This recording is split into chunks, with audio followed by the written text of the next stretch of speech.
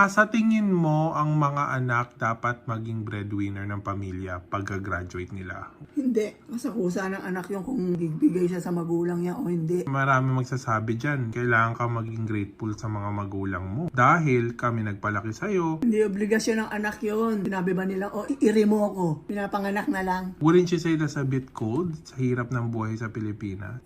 Talagang mahirap pero hindi obligasyon ng anak na buhayin ng pamilyang kinagisnan niya. Ang mga anak kasi natin, may mga sariling pangarap yan. I-push natin sila kung anong gusto nilang gawin sa buhay nila. Hindi yung gusto natin na masusunod. May sariling buhay sila na dapat nilang alagaan din. Ang kailangan lang natin gawin sa ating mga anak, payuhan sila ng mga dapat nilang gawin sa kanilang buhay. Bigyan natin sila ng guidance para maging tuwid ang kanilang dadaanan. Ngayon, sinuwerte ako dahil yung mga anak ko, pinoprovidean ako. Pero hindi ko sila pinorse na provider nila ako. Pero kailangan din natin recognize na ang mga magulang kaya umaasa sa kanilang mga anak para iahon sila sa kahirapan ay dahil ang gobyerno natin wala namang ginagawa. Wala akong sinasabing pangalan. Nasabi ko lang, talagang ang gobyerno natin simula pa nung araw, throughout history, repeat lang ng repeat na puro korupsyon ang lahat ng umuupo. Kaya hindi rin natin masisisi ang mga taong naghihirap kung saan kakapit, kung saan sila kukuha ng ikabubuhay nila, kung paano sila makakaahon. Kasi nangyari sa atin nung araw, nung nagkasakit ang daddy mo, nawalan ng trabaho. Ako din, hindi ko alam kung saan ako pupunta, kung paano ko kayo maiaahon. Kaya mabuti na lang, nagka-migrate tayo dito sa Amerika. Second chance natin sa life.